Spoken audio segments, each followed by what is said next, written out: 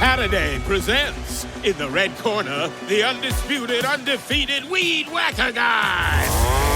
Champion of hurling grass and pollen everywhere. And in the blue corner, the challenger, extra strength Holiday. Eye drops that work all day to prevent the release of histamines that cause itchy allergy eyes. And the winner by knockout is Holiday.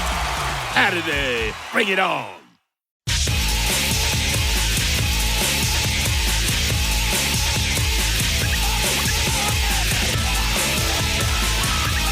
This is the Stone Zone. Now, get in the zone. It's the Stone Zone. Here's Roger Stone. Welcome back in the Stone Zone. Joining me now is an old China hand. Gordon Chang has lived and worked in Shanghai and Hong Kong for almost 2 decades. He is a columnist who has written regularly for the Wall Street Journal, the New York Times, National Review, Barron's, and many other publications. He's the author of several books. His most recent book, a must-read, Plan Red, America's Project to Destroy America, which is now available on Amazon. Always glad to have him. Gordon Chang, welcome into the Stone Zone. Well, thank you so much, Roger.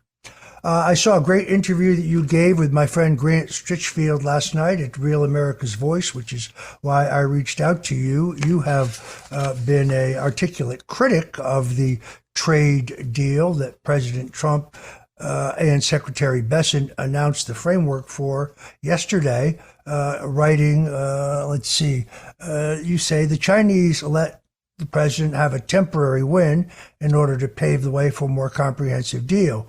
You point out that this is Trump, the optimist, at work, but you think ultimately cooperation with an arrogant Xi Jinping is not possible. Tell us what you mean, Gordon.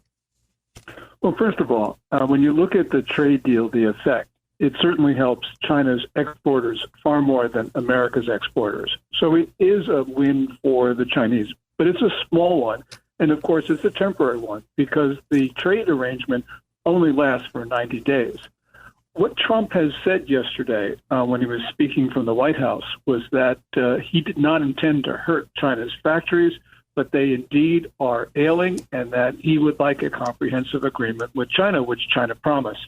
So I think what's happening is that President Trump, yes, he gave China, let them off the hook, but he did that intentionally. And I also think that he is doing it for the long-term benefit in the way he looks at the Chinese and the American economies. So he didn't cave in, as a lot of people are saying.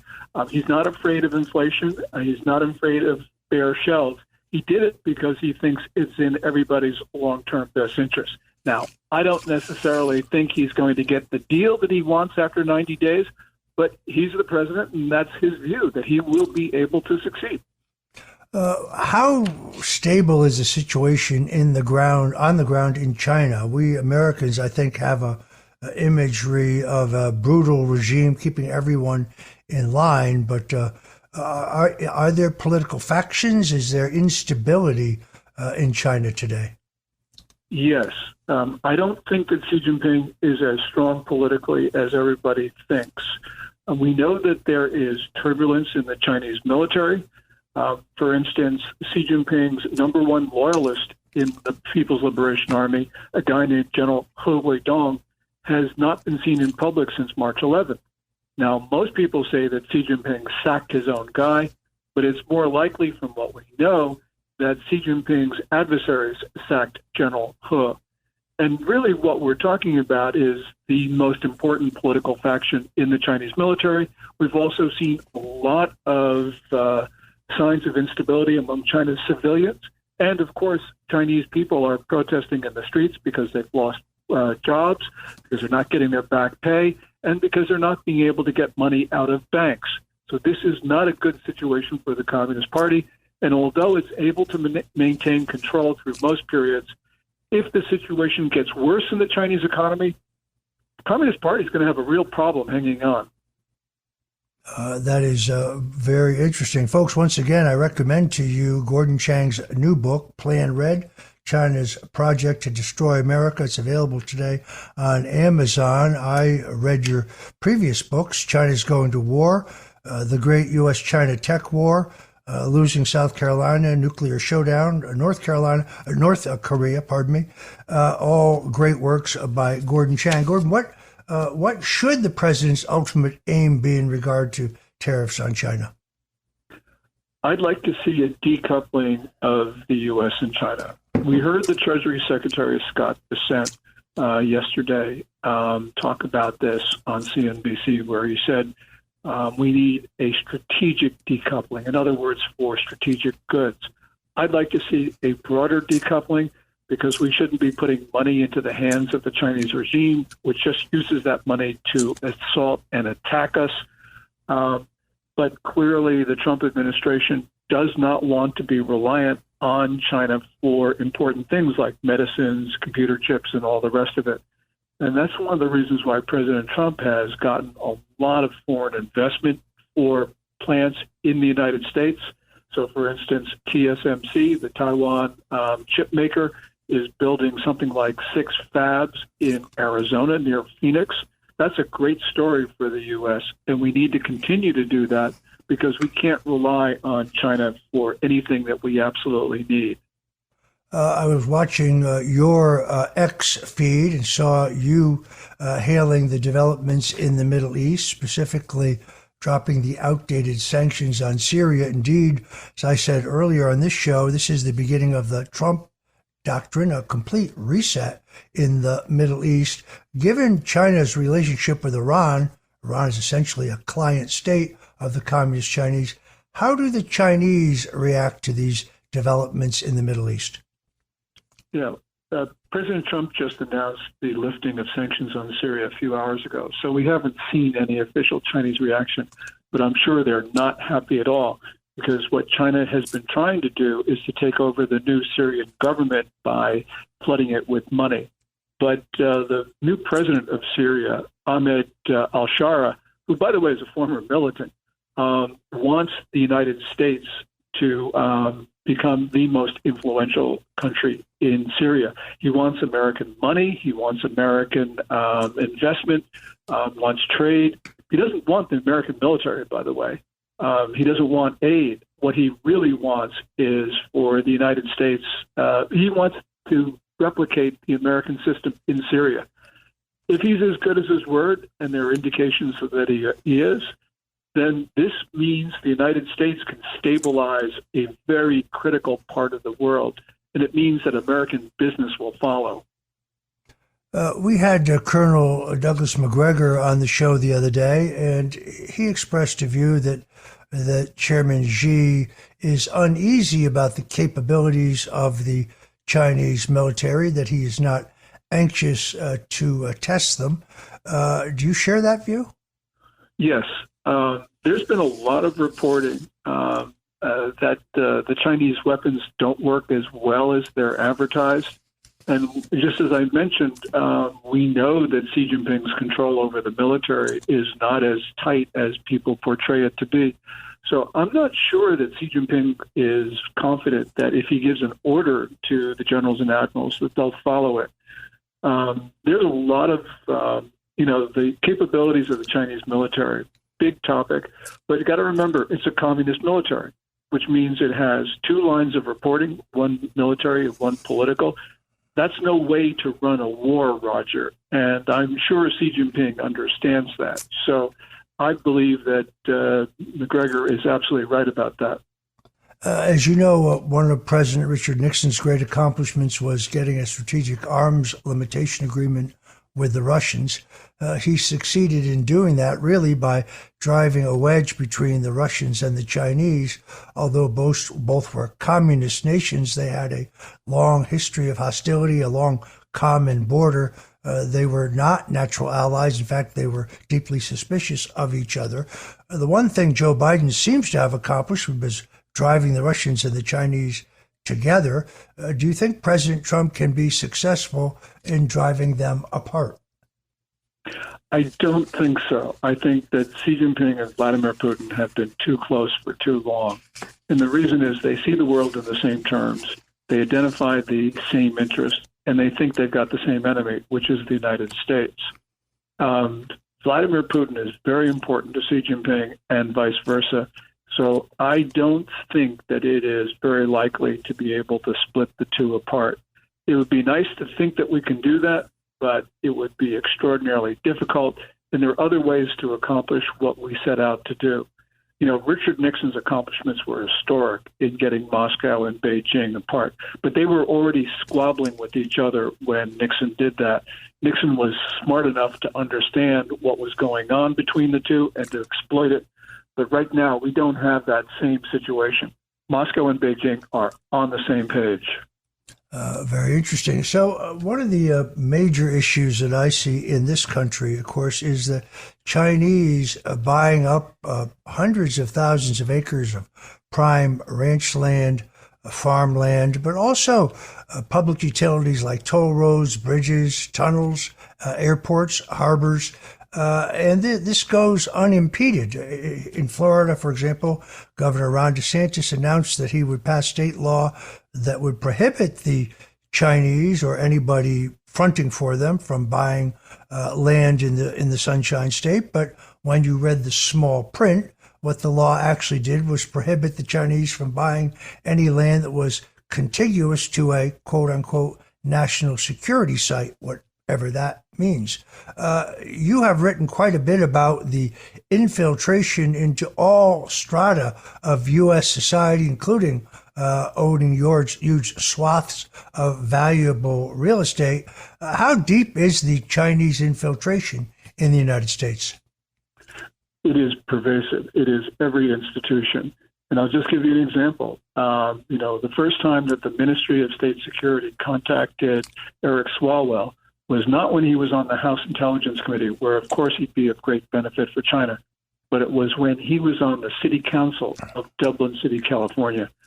And I'm not saying Swalwell did anything wrong, but what I'm saying is that the Chinese, if they identified somebody so young in his career, there must be dozens, hundreds, maybe even thousands of Swalwells. In other words, people who have been contacted by Ministry of State Security.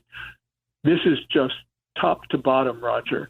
And that's why it's so important for you to talk about these things, because we've got to get the Chinese out of our society, because they're here to do us no good. This is a mortal threat to the security and even the existence of the United States. You cover this extremely well in your most recent book, Plan Red, China's Project to Destroy America, which I note again is available right now on Amazon. That's by Gordon Chang, our guest here today. Gordon, the Chinese have these police stations across the country in which they are monitoring, theoretically at least, their own Chinese citizens who are in the United States. I'm not certain why we continue to allow this. The singer Jimmy Levy, the gospel singer, who's a friend, because of some contacts he said, told me that he learned he was under extensive surveillance, that he was literally being followed. He believed that his phone was also tapped. Why do we put up with this, and what should we do about it? Well, I don't know the why, but we certainly should not put up with it. You know, the FBI a couple of years ago closed the Chinese police station in Chinatown, New York. But according to the Daily Caller and New York Post reporting, there are 7 to 9 remaining Chinese police stations on our soil, and there very well could be more. What we're seeing are Ministry of State Security agents and Chinese diplomats engaging in acts which are inimical to our security. We can turf these people out, or we can imprison them. And we absolutely have to do that, because they not only monitor, but they coerce not only Chinese nationals, but American citizens of Chinese descent. So we know that, for instance, in the state of New York, especially the city of New York, a lot of Chinese American organizations have very close contact with the Chinese consulate, but also with the Communist Party's United Front Work Department, which is the part of the party that subverts foreign governments.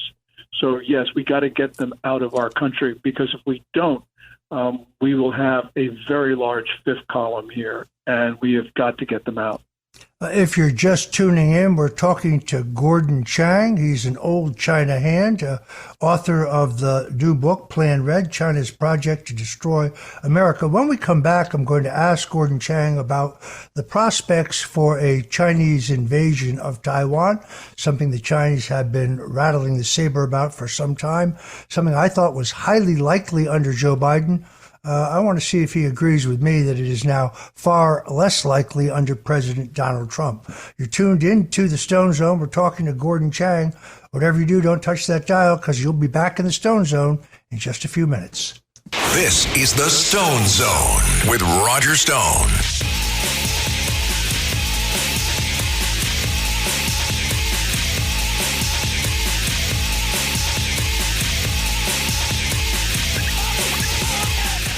Choosing a bottled Starbucks Frappuccino drink that's all flavor and just 100 calories? Easy. Choosing between creamy vanilla, double chocolate, and sea salt caramel flavors? A little harder. Try the delicious new Starbucks Frappuccino light drinks. Look for them wherever you buy groceries. Start with Starbucks coffee. Last week was our first playoff game, and my plaque psoriasis was so itchy under all my gear. Sometimes just thinking about scratching could take me out of the moment. And then my doctor told me I could get clearer skin with a pill called Otezla. Otezla apremilast is a prescription medicine used to treat adult patients with plaque psoriasis for whom phototherapy or systemic therapy is appropriate. Otezla can help you get clearer skin after just 4 months. Okay, ready for the next game.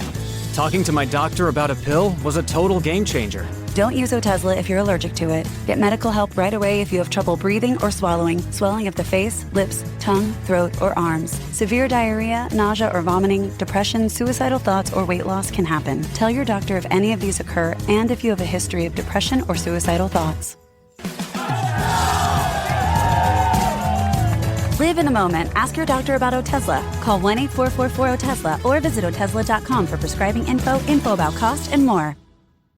This is the Stone Zone with Roger Stone.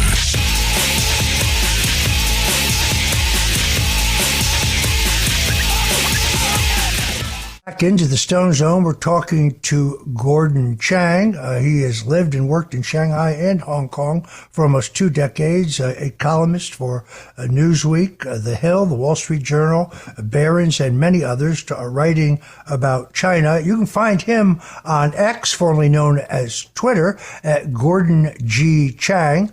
Gordon G. Chang on X. He has a very lively and informative Twitter feed, X feed. Urge you to follow him and to check it out. The question I asked before we went to break, I thought it was highly likely, given the defensive policies of the Biden administration, that the Chinese would invade Taiwan, would take Taiwan, because I think they probably knew all they would have gotten from the Biden administration was probably a strong letter of protest. Now, under Donald Trump, Gordon, what are the chances, in your opinion, that the Chinese will make a move to invade and take Taiwan, which, of course, they continue to insist is rightfully theirs? Yeah. I don't think that the Chinese will start hostilities with an invasion of the main island of Taiwan. And the reason is for what we talked about before, and that is the Chinese military is not ready. I don't think Xi Jinping trusts it, and also the military doesn't really want to fight. But that doesn't mean Taiwan is safe. And the reason is we know that in the last month, China has been engaged in some very provocative activities against South Korea, Japan, Taiwan, the Philippines, and Australia. If one of these incidents goes wrong, I think there will be a general war in East Asia.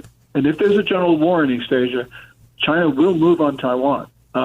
So the point is we got to prevent an incident from flaring up. And the way to do that is to be strong, as President Trump is, to exhibit, to say that we will protect our friends and allies, and to scare the Chinese off. If we do that, we have a chance of peace. And by the way, I think that essentially, the Chinese did not invade Taiwan during the previous administration.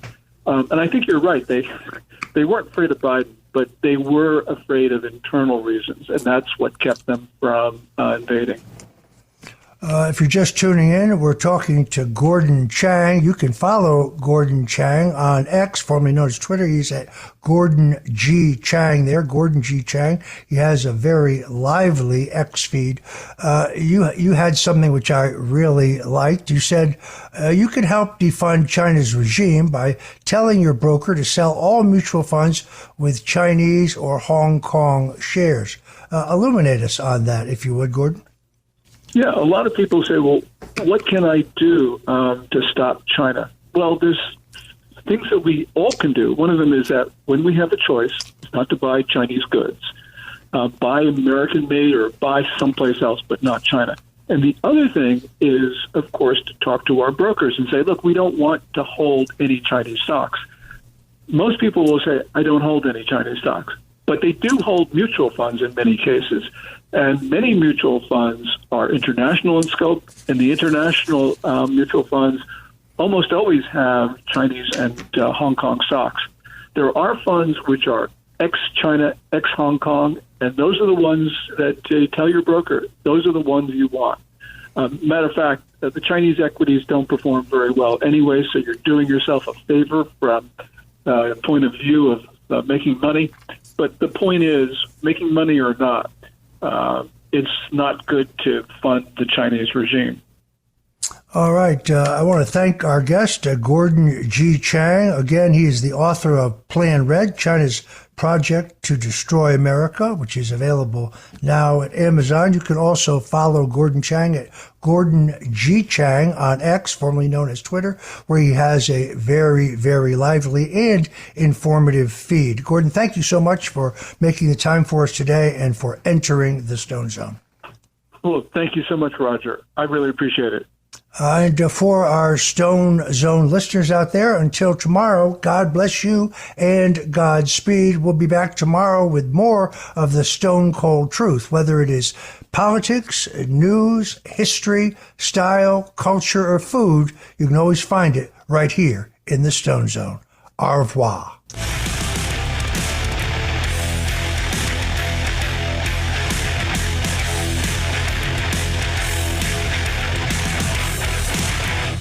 The Stone Zone with Roger Stone.